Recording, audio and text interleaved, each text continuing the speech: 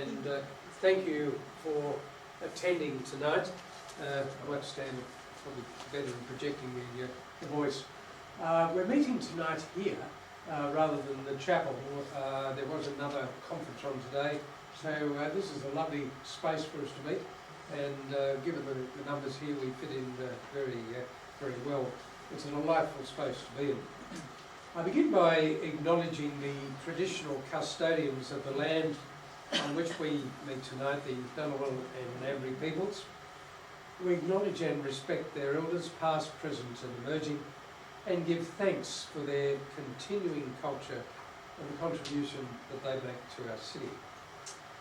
I wish to welcome you to this forum, the last for 2022, which is entitled Living Responsibly in Our Society. And I also wish to welcome Joe Clay, MLA, Member of the Legislative Assembly, and Alison Weeks, Chair of the Catholic Archdiocese Caring for Creation Movement. I'll say a little more about both of them when I introduce them before they speak. Christians for an Ethical Society is an organisation drawn from the Christian communities of Canberra, concerned about issues of justice, the common good, God's prophetic voice, and what it means to live out our Christianity in politics, society, community and the economy. We respect God's creation and the importance of giving voice to the voiceless and upholding those in need, discriminated against or neglected. We respect the profound teachings of the Bible, and we work in close association with the Australian Centre for Christianity and Culture and the ACT Council of Churches. And we thank the Australian Centre for Christianity and Culture for the hospitality in providing the venue for tonight's event. The theme we decided in 2022, we decided this in 2021, was what sort of world do we want as life reorganises and re-emerges out of COVID. The CES committee wanted to see a world characterised by opportunities for living with justice, compassion and truth. Our first forum for the year focused on truth-telling. An ANU Professor Asmi Wood, with a response by Felicity McCullum, on the Makarrata Treaty. This was a challenging address, emphasising the importance of truth-telling by First Nations people in the company of the larger Australian polity. On the 22nd of March, Genevieve Jacobs spoke on the media and its role in shaping our identity and how we use social media to assist us in framing the common good. In May, Archdeacon Tom Henderson-Brooks spoke on compassion, followed by Acting Justice Richard Reshaped in August, who spoke on justice and very well attended forum. And our last forum before tonight was by Casey Chambers, Head of Anglicare Australia, who spoke on homelessness. All of these talks are available on our website. They are filmed, and we're very grateful to have Mark Cooper-Stanbury who films them each night. If you go to ces.org.au, you can see the full transcript or the full text and video of what is presented at each of those forums. Tonight is happening immediately following the COP27 summit held in Sharm el-Sheikh in Egypt. And it did achieve some things, particularly the Loss and Damage Fund and a reaffirmation of the commitment to limit global temperatures to 1.5 degrees above pre-industrial levels. The financial assistance for loss and damage, money needed to rescue and rebuild the physical and social infrastructure of countries devastated by extreme weather is still to be worked out. But it was a major milestone, but little agreement on how the fund should be financed or managed. The issue of gas was left very ambiguous. Tonight we're focusing on what it means for us in the way we live. We are privileged to have Joe Clay, member for Ginninderra in the Assembly, and a Green spokesman for, and this is not all of them, transport, parks, conservation, arts, culture, science and women's. Just a no. Joe is by training a lawyer, a writer, an artist, a businesswoman who has lived in Ginninderra most of her life. She has had an enduring concern about the climate. On a personal level, Joe started the carbon diet with her family to cut their household emissions, and they were able to cut their carbon footprint by 75%. She has also set up a recycling company, demonstrating how the green economy builds community. After Joe has spoken, Alison Weeks will respond. Alison is chair of the Catholic Archdiocese Caring for Creation Movement and deputy chair of Catholic Women's Task Force. Her response will draw on Laudate Si, the 2015 encyclical of Pope Francis. Thank you both Alison and Joe for being here tonight. Following their talks, there will be the opportunity for a question and answer session. And I emphasise that that's an opportunity for questions and not for another speech. And also to advise that we are videoing this, so if you're asking a question, you are giving implicit permission for it to be videoed and be on our website. So I just wanted to alert you to that. So over to Joe, who will be our first speaker tonight, and thank you very much, Joe. Yes, Podium. stand at the podium. Oh. Yes. So, Yes. as a member of the Legislative Assembly, you must be used to that. I am. Clive, thank you so much for that introduction. That was lovely. This is a really fun evening.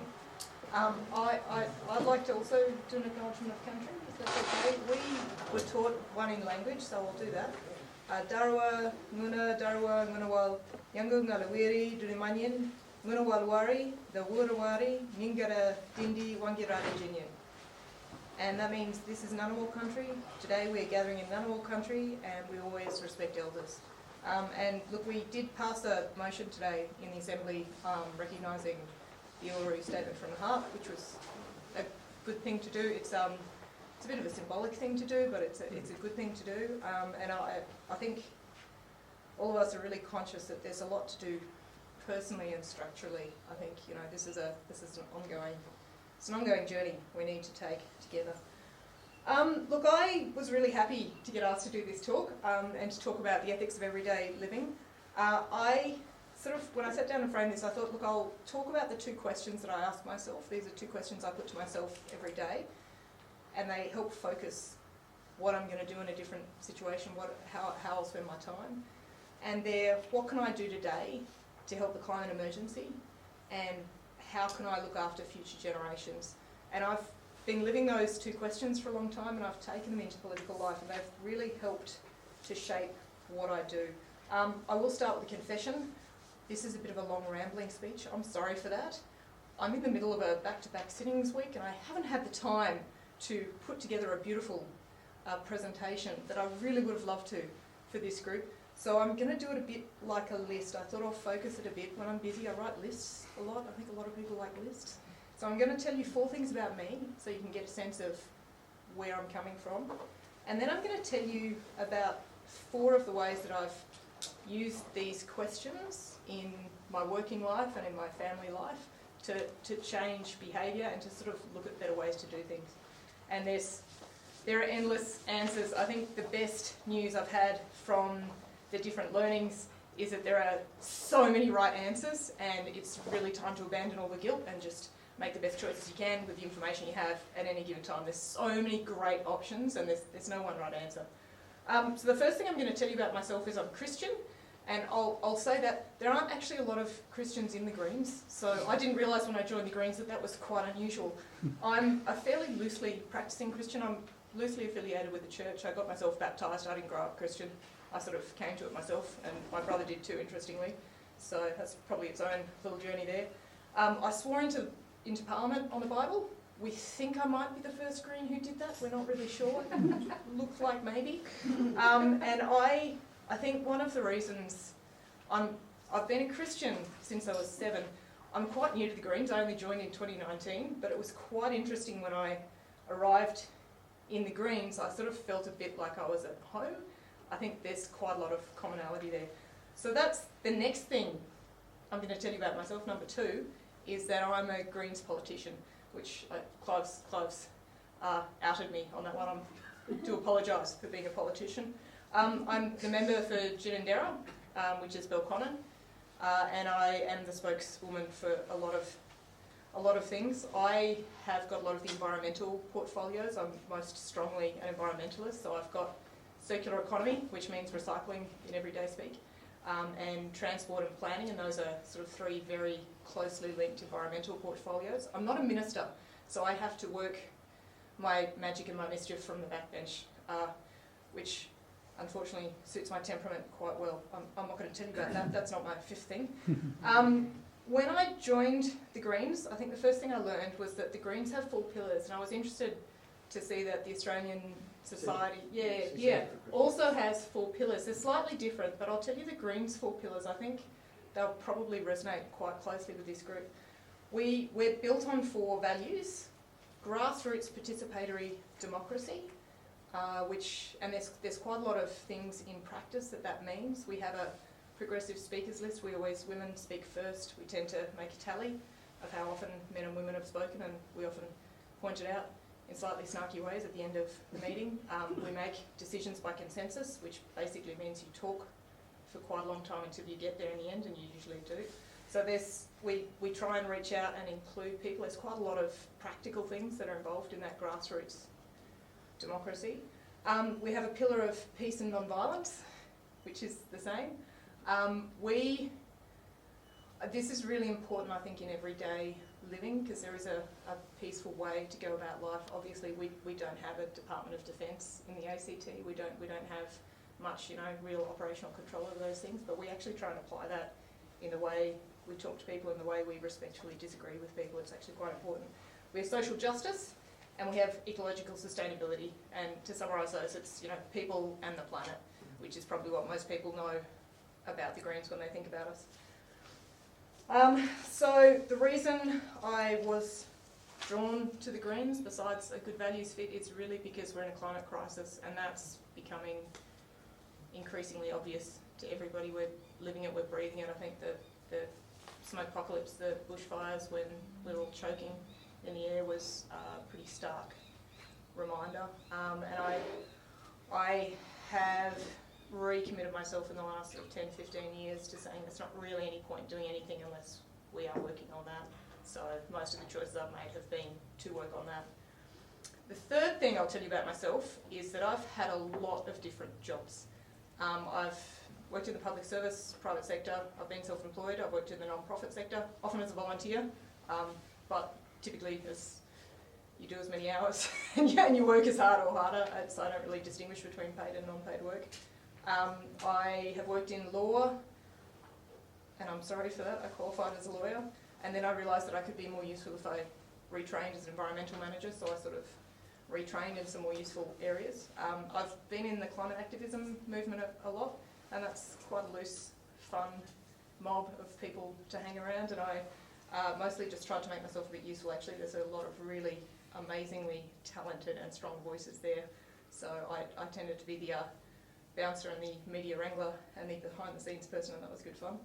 I've worked in counter-terrorism, and I've been a parking inspector, which is an unusual fit for somebody like me. I've been a writer, done a bit of design. I was a professional Lego sculptor once, which was good fun.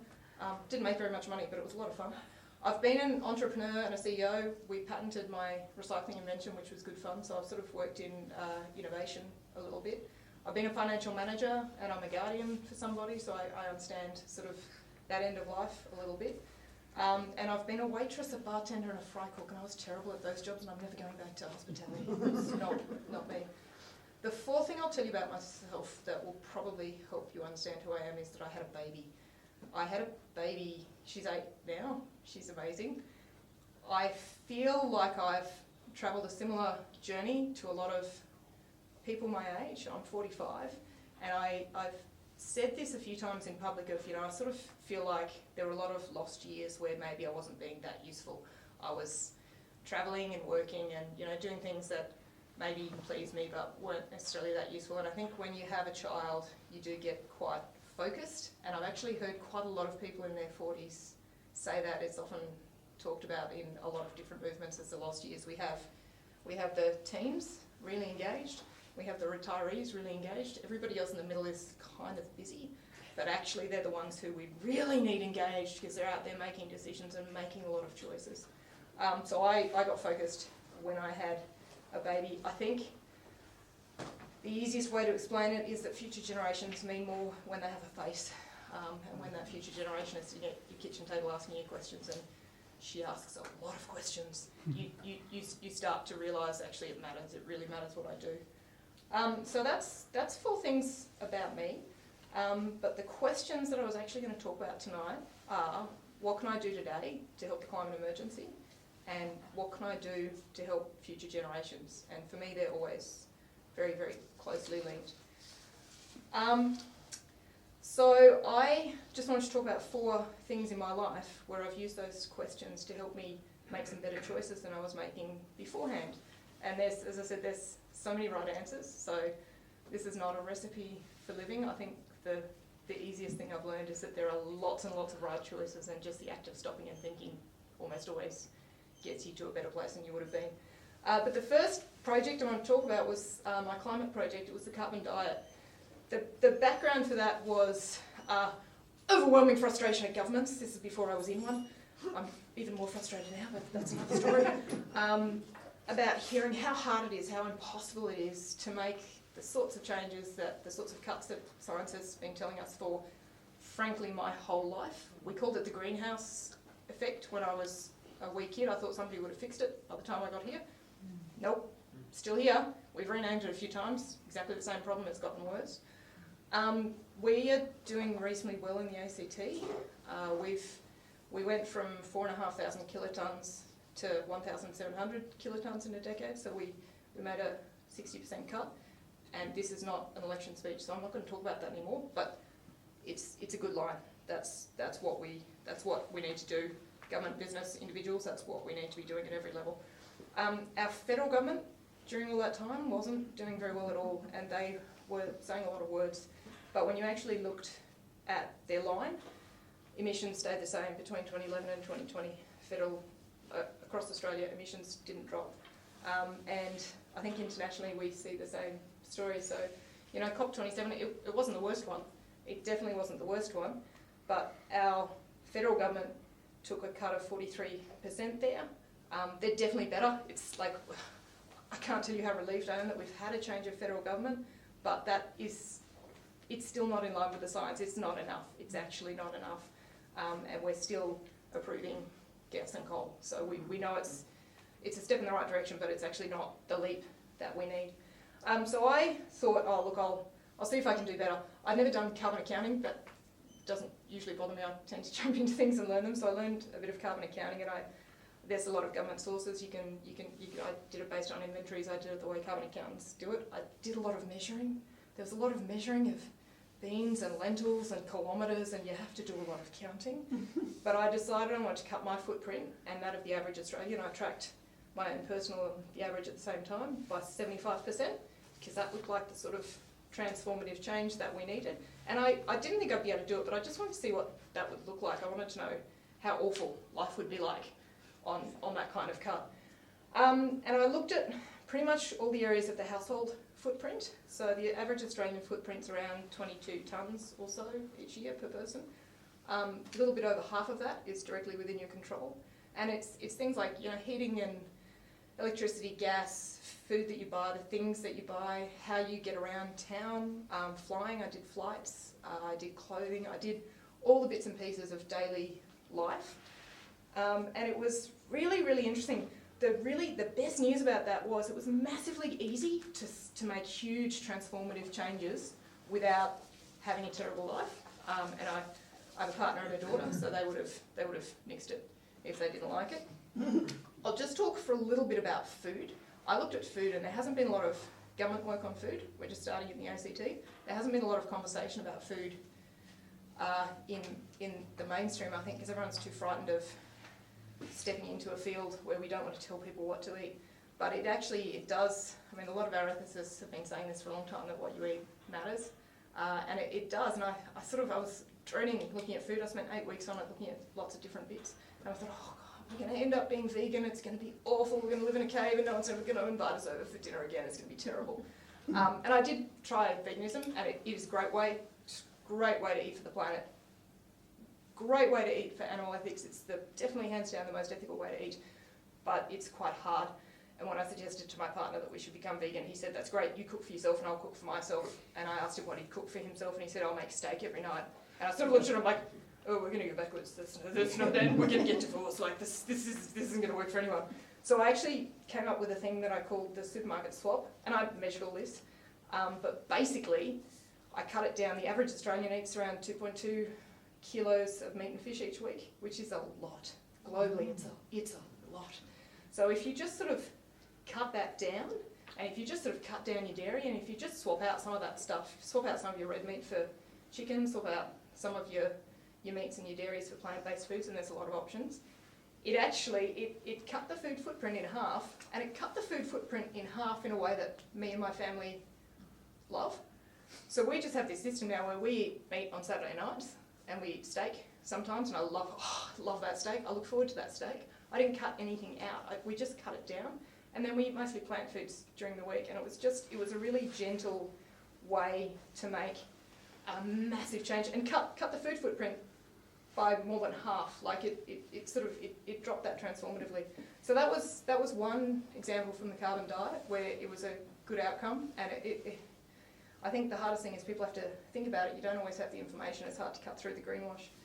I also ran a recycling company. I set this up with the Green Shed.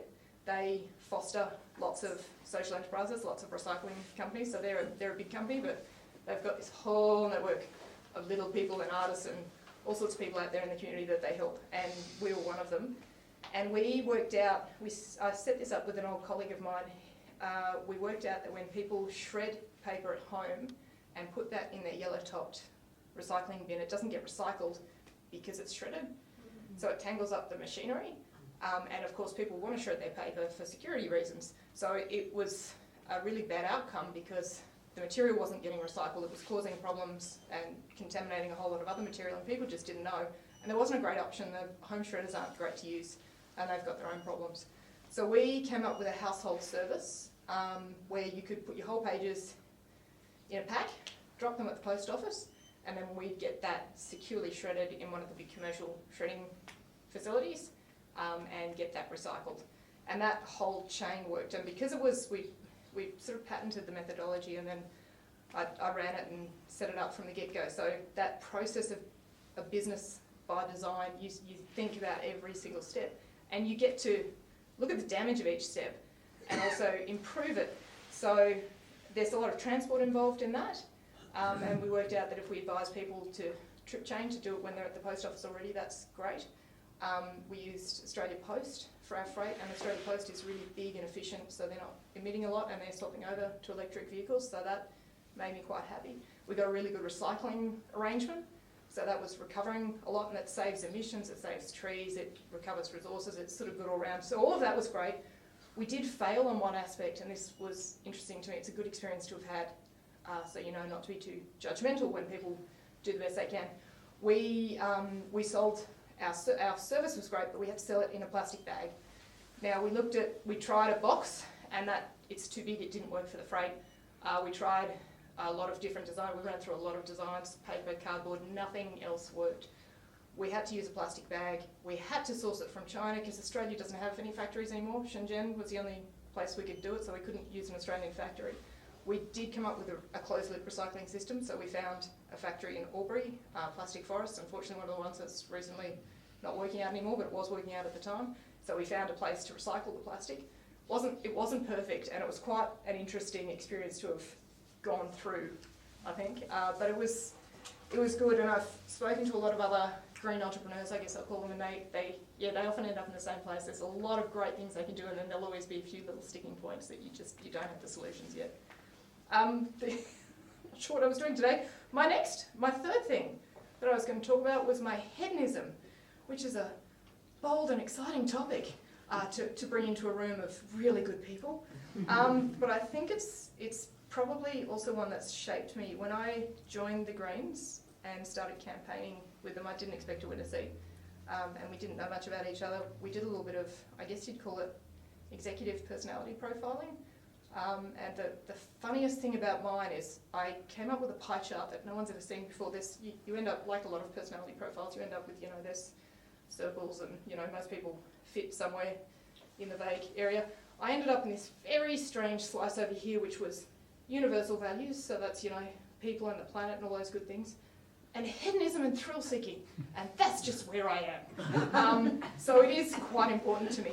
It shaped my 20s and my early 30s a lot more. The worst aspects of it, climate-wise, were that it meant I constantly jumped onto planes, flew to the other side of the world and did fun stuff. And I did a lot of snowboarding, I did a lot of scuba diving, I did a lot of hiking, I did a lot of fun stuff. I spent a lot of time in pubs. Really, really fun stuff. But I think as a climate person at some point, particularly if you're a carbon accountant and you make the mistake of running the numbers, you do start to realise that flying is to fry the planet. And we might get electric planes one day, we might get jets. They've got short hop electric planes in a lot of places already. We may solve that. We haven't yet solved it. And until we do, for people like me, it was a huge impact. So I couldn't turn that off. I am not that good a person, unfortunately, but I did manage to redirect it, and it was a little bit like the food story. Obviously, the best thing to do would be to stop having fun and entirely dedicate myself 24/7 to saving the planet, but I just can't sustain it. So I switched, and I learnt to surf, and I go kayaking and snorkeling at the beach, and Australia's amazing. Like, there are so many beautiful outdoor places to enjoy here. And I've started channeling it genuinely for good, sort of, except it's honestly hedonism, so let's not dress it up any more than we need to. But I went rock climbing the other week for charity, and I'm jumping off a building in a couple of weeks down a zip line for charity, and let's just call that fundraising. Let's not call that fun. So I think there's always a way. The fourth example is politics, which I'm in, and I'm new. I got elected in 2020. I didn't follow politics. I wasn't intending to be a politician. I was actually doing a bit of volunteer work for the climate movement for the Greens because they didn't have a candidate, and then I accidentally found myself in Parliament with a seat, which is great. But I think one of the things I've noticed most strongly in politics now, and it's quite toxic, and it's in our media debates, we often get this false dichotomy of you have to go for people or the planet. And it's wrong. It's not true. They're interlinked. You can't have one without. You can have planet without the people. You can't have people without the planet. It's just not going to work. And I think it's often a bit of a scare tactic from people who don't like change, despite the fact that we're seeing a massive amount of change in the wrong direction. We need to harness it for the right direction. But we're quite committed to climate justice in the Greens. I'm most strongly an environmentalist, but actually it's not going to help us one bit, because we're not going to get those environmental solutions if we don't do those in a just way. It's the right thing to do. It's also the smart thing to do, because if we don't look after our people as we move through these solutions, they're not going to back our solutions. It's simply not going to work. So I've seen a few examples where that whole false dichotomy gets pitched, and where it was really quite easy to solve. In the last year, we've introduced 7-star standards for buildings, which is very simple stuff that everybody would understand. The second it was explained and say, oh yes, my grandparents were doing it that way, it's passive design and good insulation. It's basically building quality, so you don't need massive amounts of energy to not swelter in a hot, poorly built house. And of course, the business construction industry's first reaction to that is, oh, you're going to make houses cost more, and then people will be homeless. So you can't do that. That'd be bad. The next one we did was we introduced a get off gas policy. It's a transition. It's quite big because we're the first place in Australia that said we're getting off gas, and the gas industry didn't like that. I got to run that inquiry. It was a lot of fun. We had a lot of witnesses, but they basically said a few things of it'll never work. That's usually what they say. It'll never work. You tell them they're dreaming. It'll never work. And then people are going to suffer. They're going to get too cold in winter. People are going to die. And what about all those poor people who end up as the last gas-connected houses? They're going to be paying so much for that gas. You've made those poor people even poorer. Why would you do this horrible thing? And the other one, which was harder for the Greens to work through ethically and internally, was EVs, electric vehicles. It's really obvious, if you run any numbers on climate, that we just need to electrify our transport. We need public transport that is electric. We need active transport. But if we have cars, they have to be electric. There's just no getting around it. And Canberra's very car focused, massively car focused. And the Greens, within the Greens, found this quite hard to get our heads around. Why would we want to do policy and subsidies for rich Canberrans to buy new cars?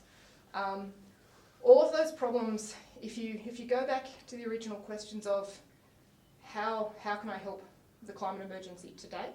And will this help future generations?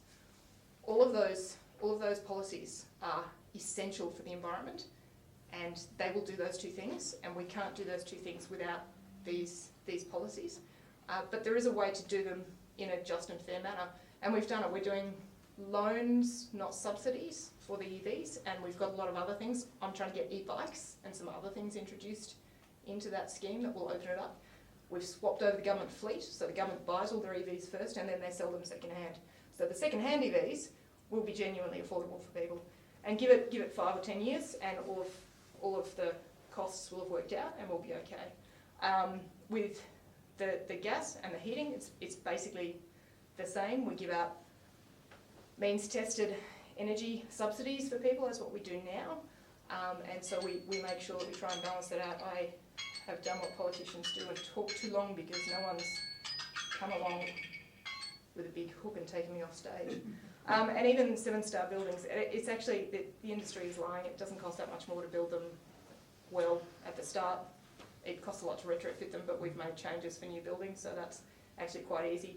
And frankly, if you're renting one of these houses, you're not going to be able to afford to pay for the cooling in 20 years. So it's a false thing to say, let's give you a cheap house now, that you will be paying tens of thousands of dollars to make not fatal in a heat wave in 2040. It's not going to help.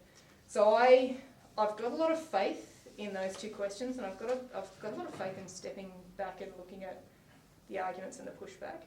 I've got a lot of joy in finding solutions. I think there are a lot of solutions and there's a lot of people working really hard. And I tend to I always go back to those two questions whenever I'm in doubt. I always come back to something the next morning, but I always go back to those two questions. I think it's really good to have some grounding when you've got lots of complicated decisions. And my phone has told me to sit down now, so I'm going to sit down and hear the most marvellous reaction. Thank you for having me.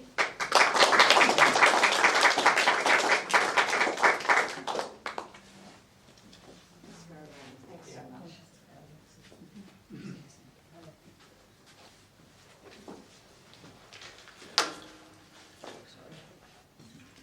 Good evening, everyone.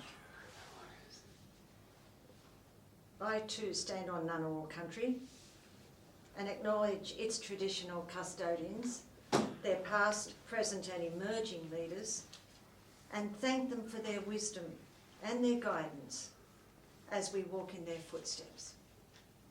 And now I also thank you, Joe. Wow, what an incredible presentation.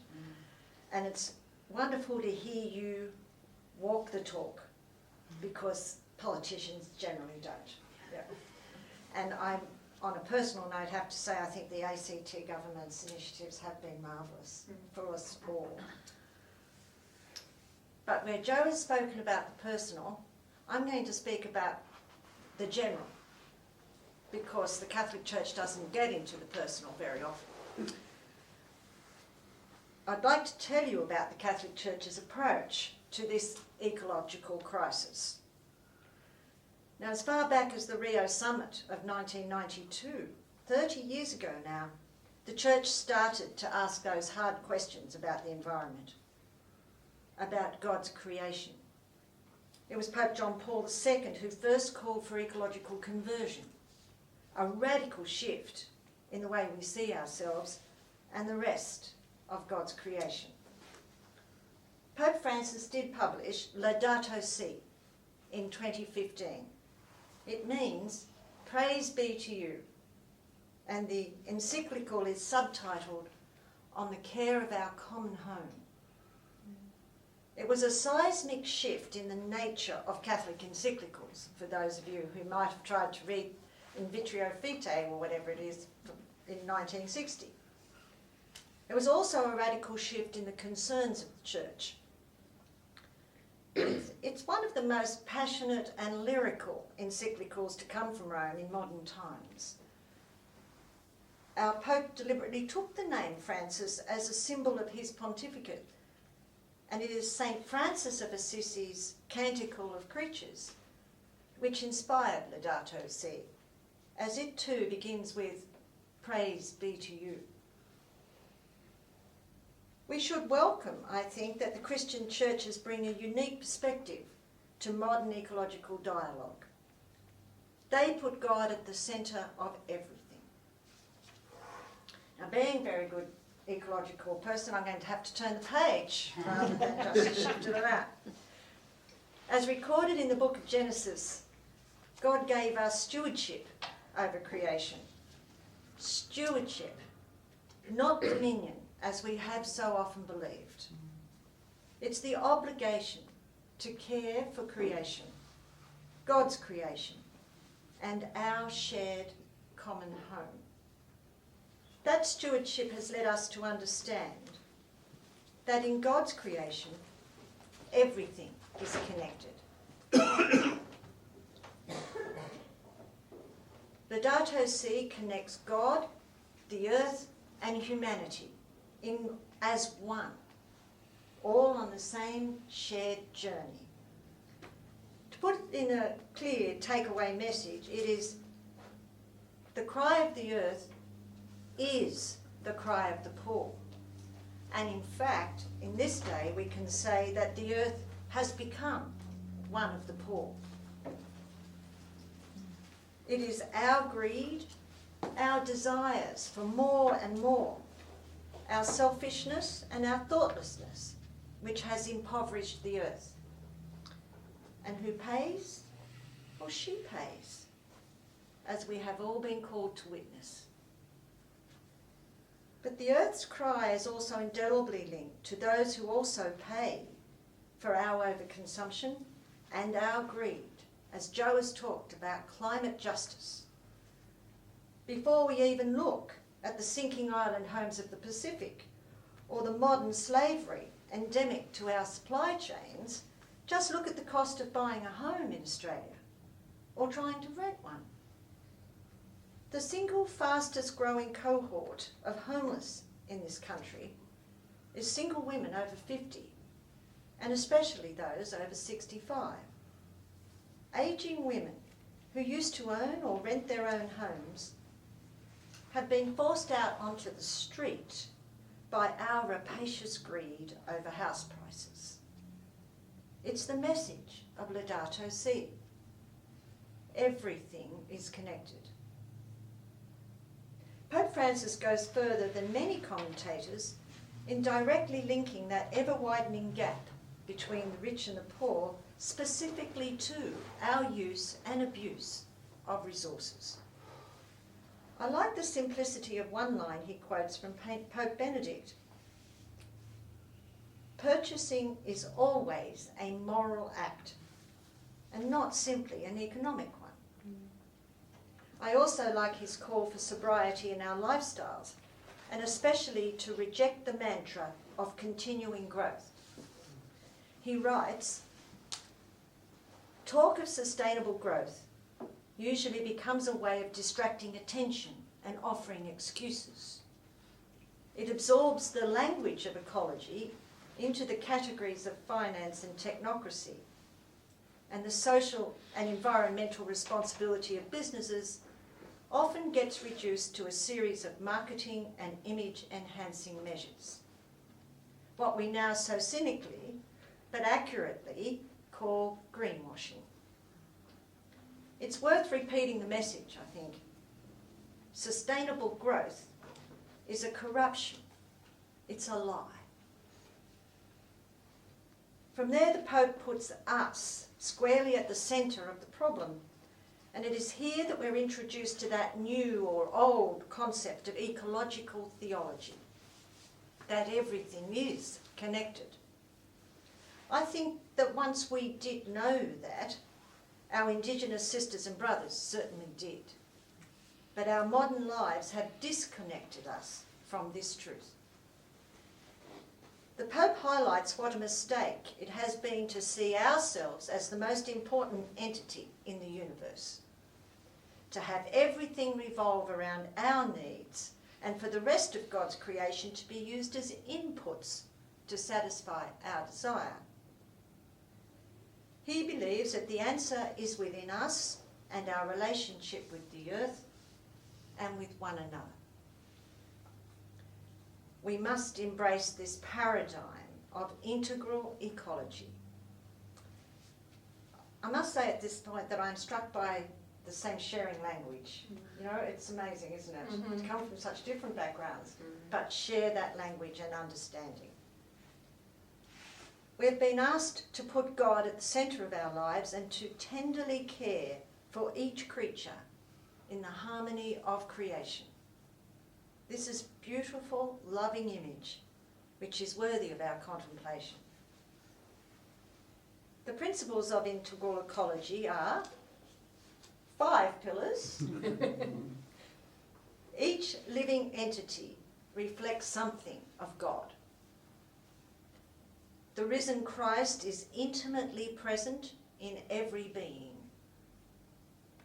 God created the world in an order and a dynamism that we have no right to ignore or overturn. Not one being is forgotten before God. And the Eucharist embraces all creation. The Pope has now created the Laudato Si Action Platform, which is a global initiative to implement the goals of Laudato Si. Now I have to find my page again. Here we go. It is the role of the Canberra-Goulburn Archdiocese Caring for Creation movement, which I chair, to prepare that plan for the Laudato Si implementation and to help the bodies of the Church achieve it. That movement is an ecumenical gathering of people of faith who are intent on making a difference and of educating our communities about the urgency to care and to act. But moving administrations and bureaucracies is not easy. But with the support of our Archbishop, we believe we can implement a viable plan across the Archdiocese, one which will include installing the solar panels and the batteries, divesting and ethically investing its funds, shifting to electrical vehicles, and making all of its operations environmentally sustainable.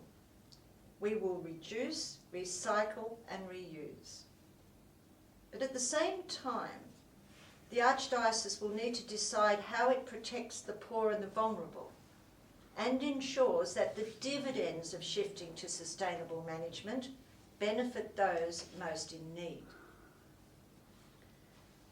None of this happens overnight, and we have found that the very first and the crucial step is education, primarily of ourselves and then of those around us. The second task, frequently overlooked, is to find a common language, one that we can all use. Language, shared understanding, and respect for difference, they all matter. we are coming to understand also that another place where language is critical is in our own liturgies.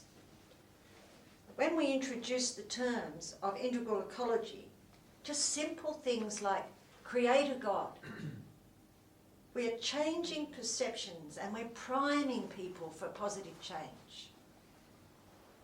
So whenever we read the scriptures together, try reading them through ecological eyes, as one of God's creations, not the creation.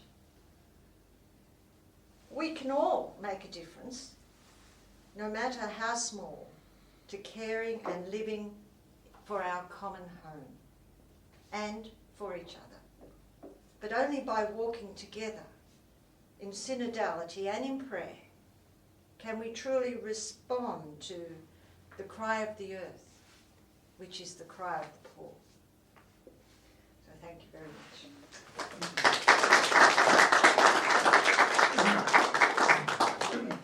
Thanks.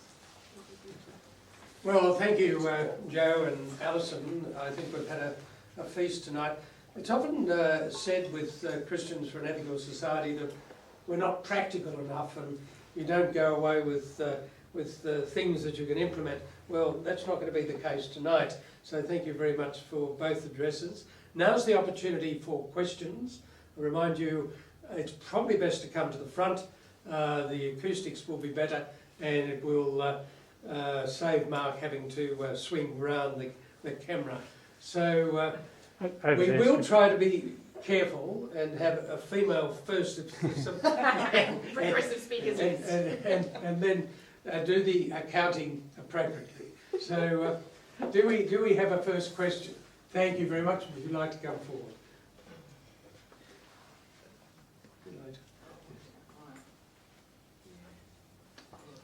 Yeah, I don't have a microphone, do I? There is no microphone. That's So okay, just throw your I'll voice. throw my voice as much as I can. I'm going to put the cat among the pigeons. I hardly eat any meat anymore either, and I think it's fantastic. I feel a lot better and I've lost a lot of weight, and getting off all the packaged stuff and all the commercial packaged things that you buy in the supermarket, that must help too. But we were walking yesterday morning about 7:30 in the morning down. We live on the edge of Canberra, and there's a lot of open space there near the railway that goes down to Cooma. Not to Cooma, down to the coast. And this great big Defence Force superjet came overhead. And I thought, my gosh, it's going. You know, you could hear the sonic boom. The dog was sort of like this. And it went in a circle. It went to the airport, and I thought, it's going to do a landing there. And within a few minutes, it was off again, and it was down towards the Snowy. Now, what I want to know is, how do we deal with the climate change that is caused by this sort of thing? We're buying all this all these nuclear submarines, we're investing in all the infrastructure for defence. How does that fit in with it all? That question keeps coming in my head. We're doing our little bit, but that's not enough. And I can't imagine how much that fuel costs for that little, whatever it was. And I said to my husband, I'm glad I'm not living in Ukraine, because they're doing this every day of the week, out in some field somewhere. So that's all I want to say. Who wants to go first? That is an extremely good question. AUKUS and nuclear submarines, nuclear full stop, military spending is an absolutely insane thing to be doing at the point in history and the point in time we're in. My partner actually is ex-military, so I have a resident military advisor. Fortunately not one we're using to the Australian federal government. Actually no, unfortunately, frankly, he'd be doing much better. It is completely incompatible. These things are also linked. It's actually, I used to think that defence and military matters were complicated and international and far too difficult for lay people to understand and probably maybe I was committed to peace, but I didn't really understand. It's absolute rubbish. It's the same as anything else. You follow the money. All of this stuff is just purely done for money. It's getting worse, not better. There is a hugely close relationship between the fossil fuel industries and the military-industrial complex.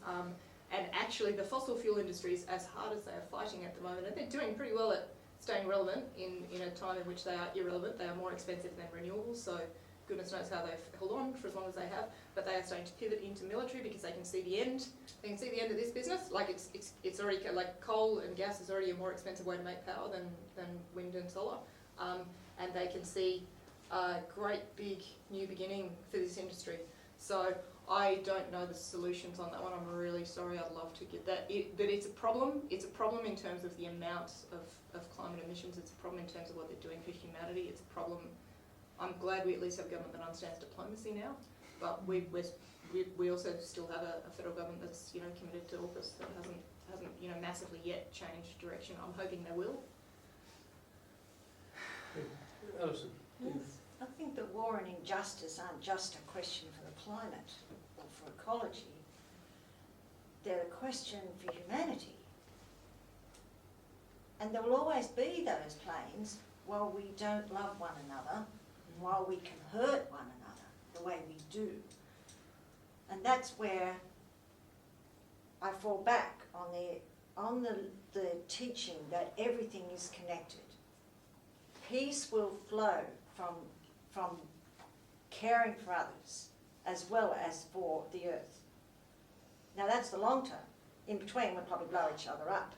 That is the dichotomy we live with, and not pressing that nuclear button. Our hope is diminished, so our prayer must increase, I think, is the only thing that we can offer at the moment, other than not believing the rubbish that we get told. We've got to listen and discern for ourselves the truth about the reasons for war. And it's just not a coincidence that Russia has all of that fossil fuel it's trying to sell at the same time as it embarks on war. So, obviously 2 people here in this little room cannot solve that problem. But one day, if we work on that love and affection for others, there will not be that jet driving over your walk. Thank you. If I could just make a comment just on what Alison said in relation to Russia. Each day Russia sells about $1 billion worth of fossil fuel, and that $1 billion is being used every day in terms of the war in Ukraine. That's what it's costing Russia.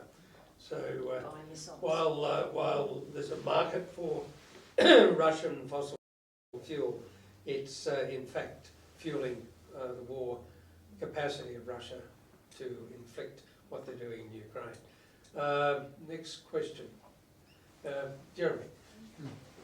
Yeah. You've talked about... Oh, well, wait, yes. You've talked about weighing lentils and stuff like that, and you've also talked about the fuel used by the military, which I gather is significant. Weighing lentils and is something I'm not interested in doing, quite frankly. The notion of a carbon tax, if such a thing were implemented, it would mean that when I take into account when I decide whether to eat lentils or something else, I just have to take into account the price as I do now. It would make things so much simpler. And as a matter of fact, if you put a carbon tax onto the military, it would be the government paying money to the government, but at least we'd see it in the accounts, the military costs such and such, which would be a larger figure than it would be without a carbon tax. As I've probably made it clear, I in favour of the idea of a carbon tax, but I don't really understand the objections to it. But what's your views on that? Excellent. I also don't understand the objections to a carbon tax. Great idea. Wouldn't have been great if we had it 20 years ago. Brilliant. Who blew it up though? The carbon tax? The Greens. No, we passed it. No, that's actually, honestly, if you track the history, we passed the Gillard's carbon tax. And then Tony Abbott revoked it. It came in, it was in place, the CPRS was in place, emissions went down, it's the only time federal emissions went down, and then Tony Abbott repealed it, emissions went back up. So I know that's a very common myth, but it's, yeah. But you blew up Kevin Rudd's. Yeah, I wasn't in there then. I would say the Greens learned from that, and the most recent decisions, we negotiated hard, but we said floor, and let's keep going. So with our 43%, we actually got given the same ethical choice of that. We knew that wasn't enough, but we said, okay, we'll pass that, but we're going to push you. Carbon tax would be a great idea. We can't do it in the ACT government, so we made one up called the social cost of carbon. We introduced a carbon tax here, and we did it so cleverly that no one noticed and no one got sacked and no one lost their seat, which I think is the first time that's happened in this country. So the social cost of carbon is about $20 a tonne. It's probably about half a quarter what it should. It's too small. It's applying to government activities. It's just brand new. Climate Council's helping us work out. It exists. It's in. We're still working out how to use it, and we're using it as like an incentive fund for government directorates to cut their carbon, because they have to pay into this fund. Otherwise, that's the only sort of tax. We don't have many. We can't do federal taxes. I tell you what, if we could do one, I've done legislation twice already. I've only been here 2 years. I'd introduce it tomorrow. So there's that. I think a carbon tax is good, and the other thing I would say on that, and we should have a carbon tax, and it would just make life easier and better. The Australia Institute and quite a few other think tanks in this field have been sort of saying increasingly that we've got a bit distracted with the carbon tax. We should have one, but actually, if we just cut subsidies to fossil fuels, it's economically more powerful. And I mean, the military complex is the best example of that. But even the subsidies we give to fossil fuel mining companies for their diesel is massive. If we just stopped funding fossil fuel, that's actually what's propping that entire industry up at the moment. So if I had a magic wand, I would cut all subsidies to fossil fuels as quickly as you could do it without anyone dying, and then I would bring in the carbon tax. But yeah, good question. Agree, absolutely. No, I agree. All right, okay. Female. Thank you. Do I need to come up to the Preferably yes, please. So I'm not sure of the numbers or the dates, but my understanding is it's taken 123 years to get from a population of 1 billion people to now 8 billion people. What can we do about this? My Catholic. Tell us all about contraception. Well, I'd just shut everyone down. Well, the population is ageing. There's absolutely no question about that, because the young people of the world have stopped procreating at such a rate. Now they're making their own choices. Look at China. They don't have a replacement number at the moment. So in fact, there is some possibility that the population is making its own decisions without massive government policy. But certainly is a dilemma, I agree. Have you got anything you can say about that? I've got some slightly hopeful things, and I agree with you. I think this is one of those big problems that's solving itself. Whether it solves itself quickly enough, I don't know. But our fertility rate's going down. I'm a very typical family. We have one child, and that's quite common. So in Australia, we're having fewer and fewer children. So our population increase in Canberra is not from more babies on the planet, it's from migration. So they're moving from one place to another, but there's actually not more human beings in quantity. Most projections are heading us towards a stable population, quite a large one, but we're probably heading towards stable population. In terms of a politician, I would never give a baby bonus to anybody. I would never go out and encourage anybody to have babies. I don't think that's responsible. But I'm also not sure that we need to sort of do anything harsh to stop it. And then the nicest thing, I always look for nice solutions. You do when you can. Education for women is great. We should encourage education for women everywhere, and whenever we do that, birth rates just drop. So actually, I think if we do want to do one thing to look at that, we actually don't need to do anything dire or Machiavellian. I think all we need to do everywhere in the world is improve living standards, improve non-growth living standards, circular living standards as much as we can, and educate women. And actually, I sort of feel like this problem that's been talked about a lot over the last couple of hundred years, I think it's probably going to solve itself. Just on that, latest research says that peak population is 2050, and it will stabilise for a couple of decades, and then it will start to decline. Yeah. Right. If we get through to 2050, it'll be all right. We will. We'll be all right. Yes, George.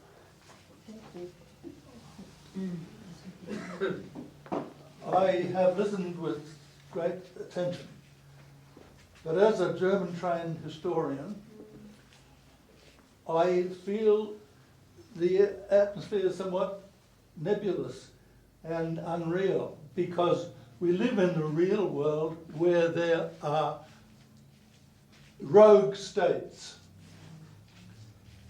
I knew this because of my 5-year study in post-war Germany and the big debate about that. Solution is not Marxist-Leninism. It certainly wasn't National Socialism, because they are so inhumane. I agree with everything you say about the morality, about the genuine need for justice in the distribution of goods. Marx said all that, but he said, and he said it with the reservation that Lenin picked up, that they were going to enforce people to be good. You can't enforce people to be good. They've got to want to be good. And now we are confronted with Marxist-Leninism in its most dangerous form. And this is where your military husband must understand this. China is an expansive power, an expansionist power, and it will do what it wants. It's got its own set of rules. Now, while they got that set of rules, which is totally different from ours, and we heard enough about it when Anthony Albanese tried to talk to Xi Jinping. It's not going to work. There's got to be a determination on our part to resist, as we had to resist National Socialism. If you've read a book on ethics, and this is about ethics, isn't it? Read Dietrich Bonhoeffer. You've got to, if you're going to talk to us, you've got to talk us with authority. Anyhow, that's enough of that. Isn't it his feast day today? Sorry? I think it's his feast day today. Oh, can I? Yes, yes, please. Okay.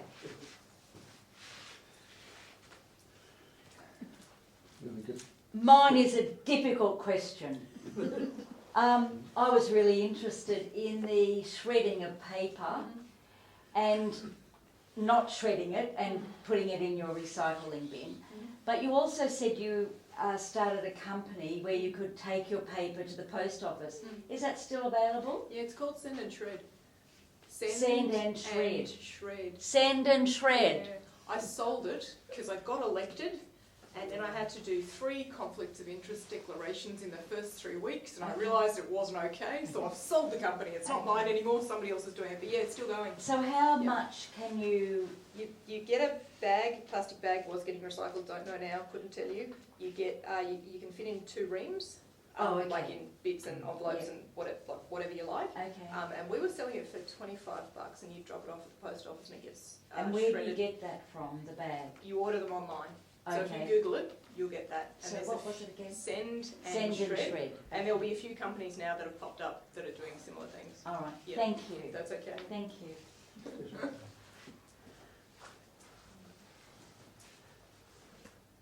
So thank you both for your talk. Both, what I'd like to suggest is that despite the efforts that we make, we're all in our own way turning down the heater and doing various things. But we must have cringed a few days ago when the conference, COP27 was held, and we found that there were 35,000 people at that conference. They didn't go there on their bicycles, they would have all flown in. They would have had limousines to meet their every need while they were there. They would have had hotels, and they would have had exquisite cuisine while most of the world are starving with hunger. Right, yeah? So, and there were 600 lobbyists from the biggest fossil fuel organizations in the world. Chevron, BP, you name it, they were there. Right, yeah?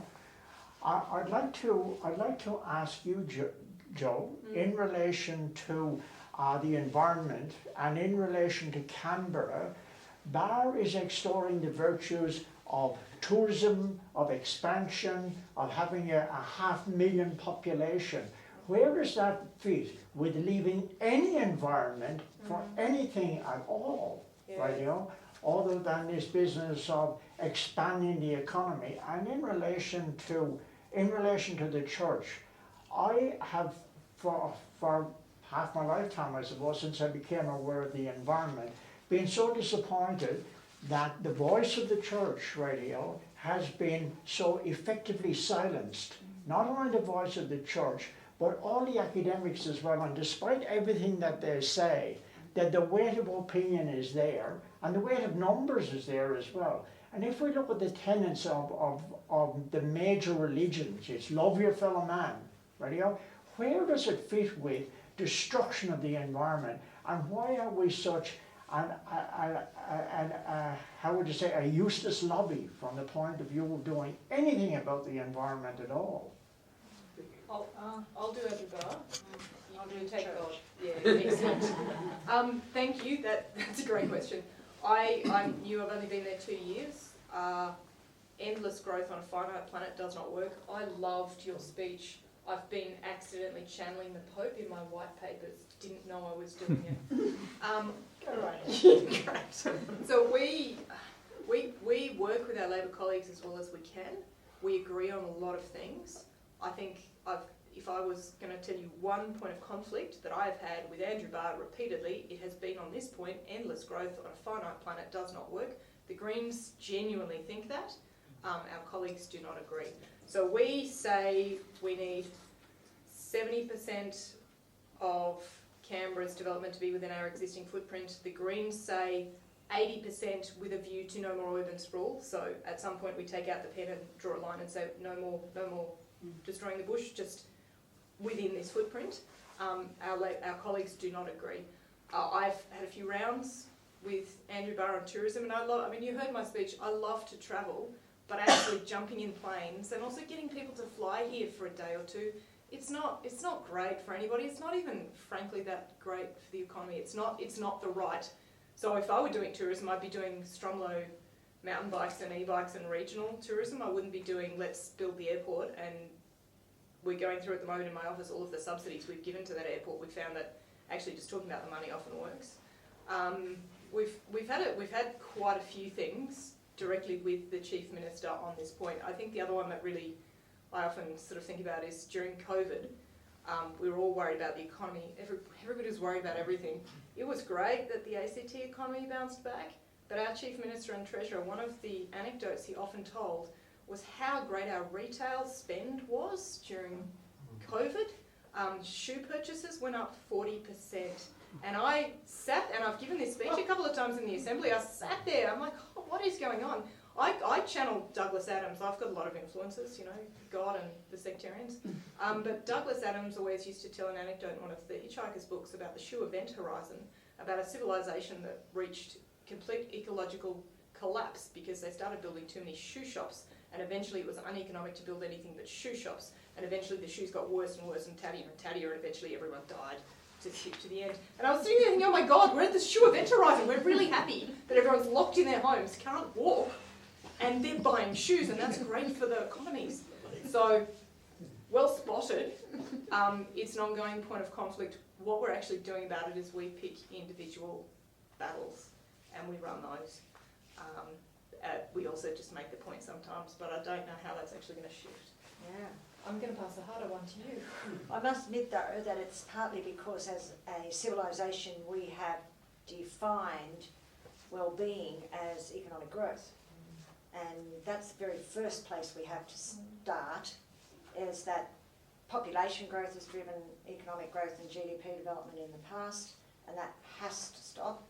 And Canberra's a really good example of what happens when you don't stop. You know, we're all aware of that. But I would like to say, when you ask where is the church's voice, it's in the Dato Si. It is what you heard tonight. We are prepared to stand our ground and start educating our community first of all, and then the wider community, about how it's not just your obligation, it's mine, and it's our children's. Now, out in Gungala, where I come from, there are 16,000 people who say they are Catholic. Well, we'll start with them, won't we, Maureen? That's right. And we'll move. We will stand our ground, and we will declare that we are for the common good and for creation. Now, for Catholics, that's actually not that hard to say. We are for creation and for God's creation. It's just that many Catholics, including me, didn't see it in that broader perspective that the Pope is now inviting us to see it in. I was educated, as I think most of us who are of my age, were educated to say that we were the boss, we were in charge, we ran the show. And what we're now asking people to understand is that really the earth is in charge. And it's yelling quite loudly about what we need to do and what we aren't yet doing. So I actually will say that where is the church? It's here, it's now, and it's talking. Did either of you want to respond to Professor Moses' point about war and its inevitability? I wish I brought my partner. Yeah, I confess I'm actually out of my depth when we are talking about international war. There are some things I understand. I understand the links with fossil fuel. I understand some of the idiotic things that we should not do. But as to that greater sort of historical problem, I'm actually not even sure how to come at it. I'm really shocked at how we've unlearned the lessons from World War II. I'm really shocked. What? We have unlearned the lessons or forgotten the lessons of World War II very quickly. That's I am absolutely quite right. shocked by that. Yeah. And, But can I just say something? People believe. Oh, stand up. I better stand up. Yeah.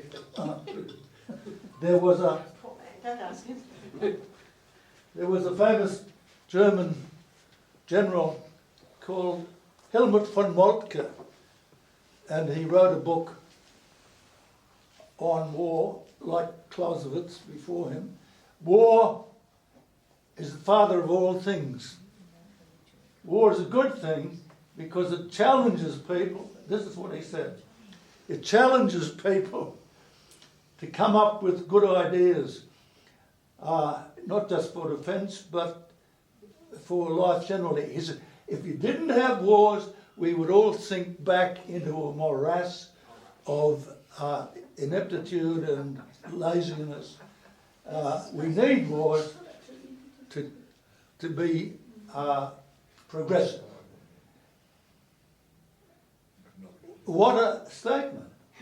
And he said that in the Prussian Diet was called that, under Bismarck.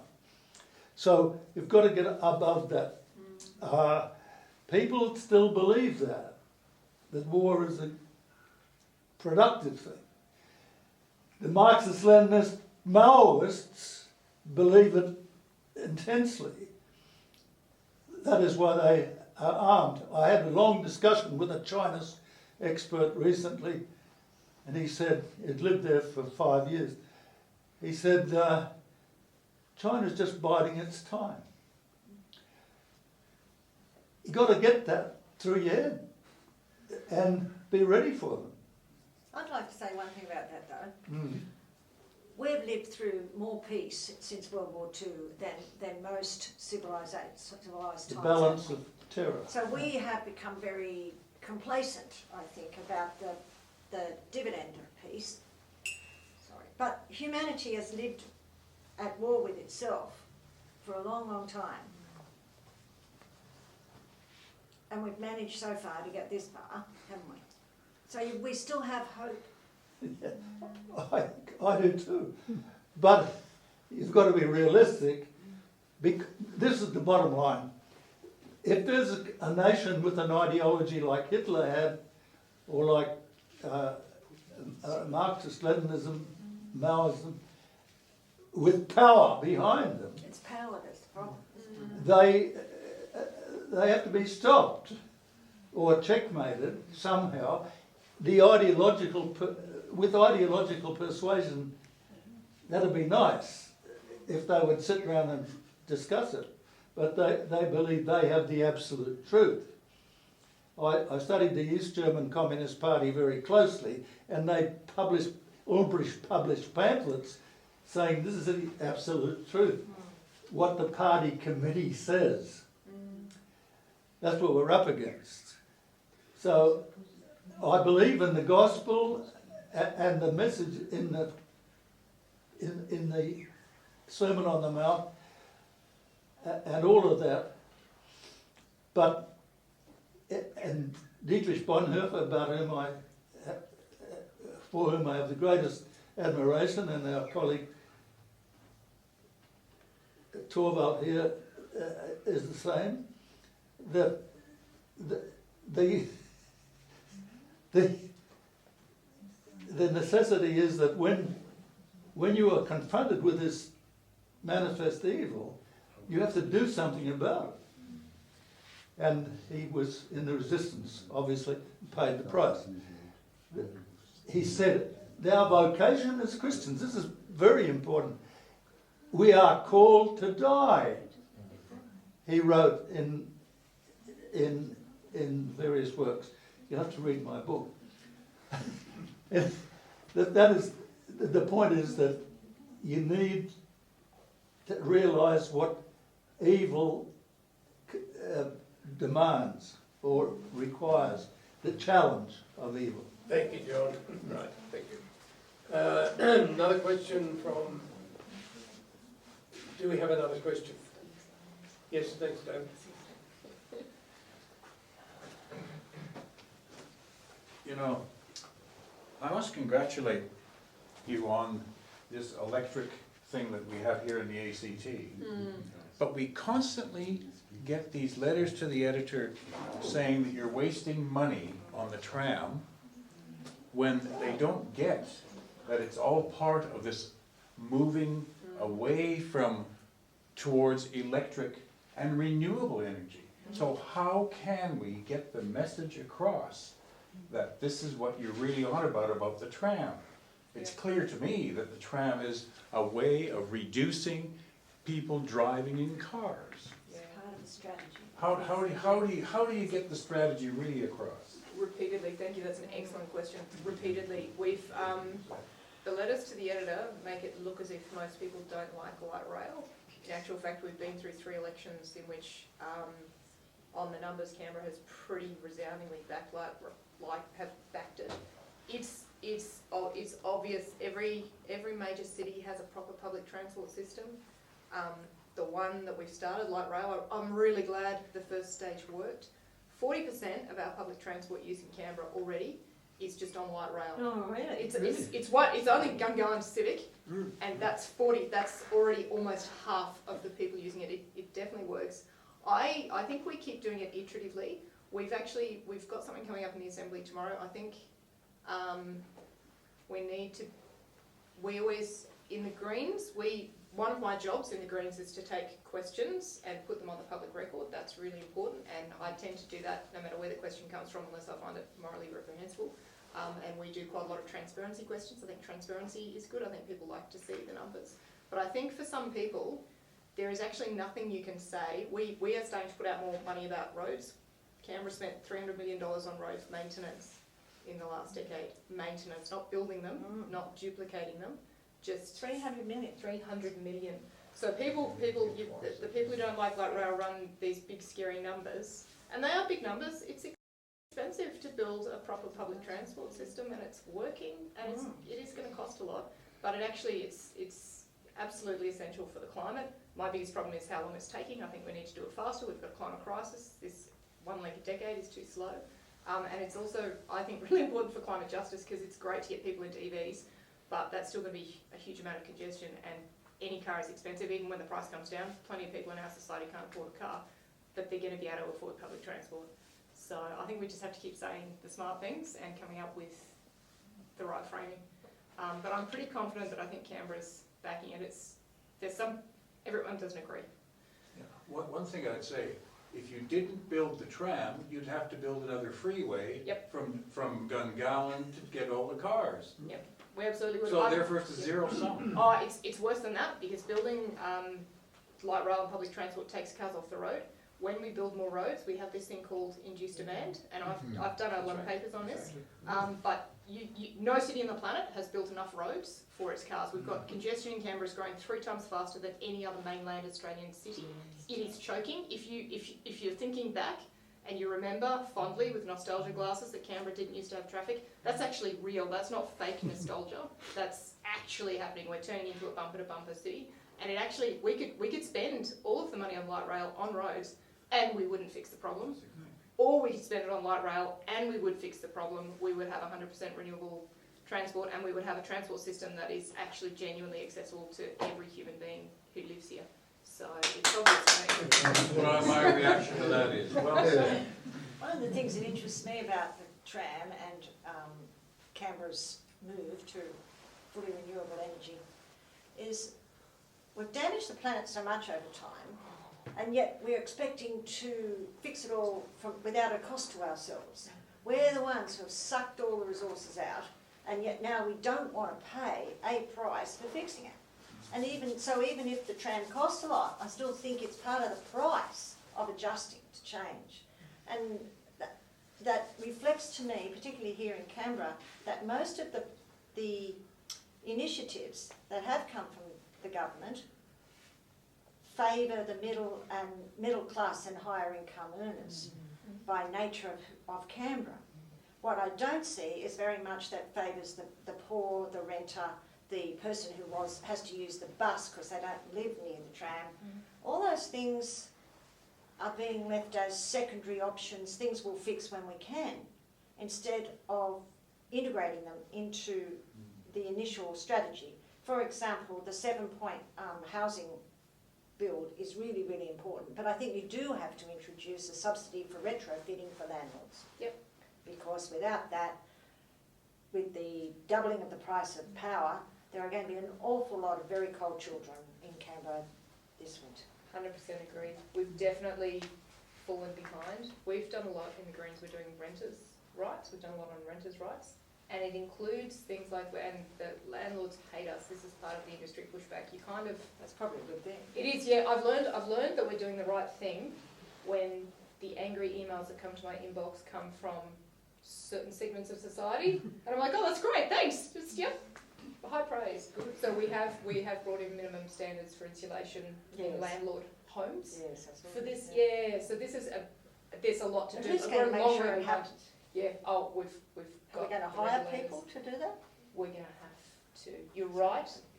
Like enforcement has been a problem in the ACT. So we're sort of starting, but I think we're definitely behind. You look at some places where renting is a normal thing to do, and housing is affordable, and we're a long way behind. What we don't have is the federal levers. So we don't have any of those. We have a lot of affordability things, and we're bringing out another package soon. Rebecca Vassarotti, actually, I think she's launching it tonight. I'm meant to be there. There's some things we have. What we don't have are the really big tax levers that have meant it's easier to own 10 homes than to buy your first one. We don't have those tools, but we do have. We're trying. And tell us, please, if you have ideas on how to do this, tell us. It'll land on good ears. There's a few little things. I'll mention one that I've been telling the churches because they're the best newsletters to get this into. We've got a land tax waiver scheme where if you've got an investment property in Canberra, you can put it out for rent through one of our community housing providers for affordable rent for 75% market rent, and we waive your land tax. So anybody who wants to use that scheme can use that scheme, and that's so we're sort of, but it's a big package of work because renting in Canberra is hard and getting harder. Thank you. Any other questions? Oh, yeah, sorry, yes. No, come. Thanks for your talks tonight. I was going to ask, given that you are Christians and that we seem to have big intractable problems, do you think it could be due to our sort of fallen condition, and could it require something, perhaps a sort of a great transformation, perhaps in the way we deal with each other as a solution, and perhaps a new approach to decision making and social science and economics and I think all it that does. stuff. It requires revolution, but while that is the long-term answer, we have to give incentives and encouragement to people to move now. Like if we were, that transformation should have started 100 years ago. And the fact it hasn't been, we're running out of it. It did start 2,000 years ago, didn't it? Yeah. But because we're running out of time, we can't wait any longer. So we have to take practical action now, but with that in our minds, that unless we change the way we behave, not enough will change over time. So I do agree with you, transformation is definitely required, but we can't wait either. Sure. Can't wait on God. Yeah. God expects us to do the job. Yeah. Thanks. Well, look, I think we'll wrap it up at this point, and really want to say thank you to Joe Clay for a very practical and informed talk, and personal, and the way in which you were able to bring to the fore many of the issues you need to grapple with on a daily basis, and the way in which you go about making those decisions, I think has been a great benefit to us all tonight.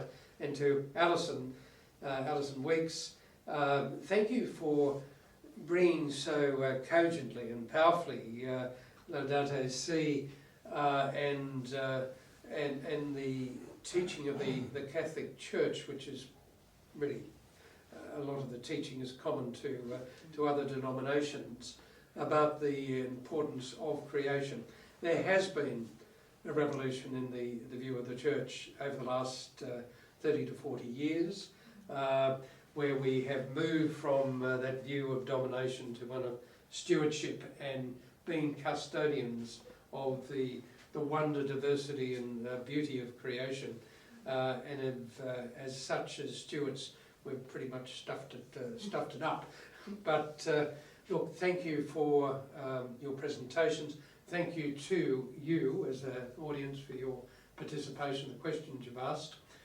I will say a little about 23. Our first address will be by Peter Martin.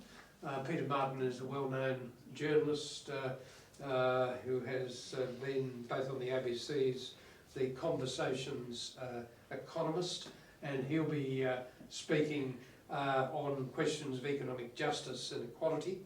And after that, Professor Anthony Marr, who's sitting at the back, he's the Executive Director of the Australian Centre for Christianity and Culture, will be speaking in April.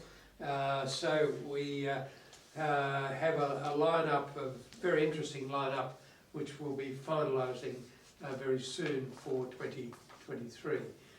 Our last forum, thank you for participating this year. Thank you again to our speakers, and there's some tea and coffee outside to enjoy, mingle and discuss. So thank you.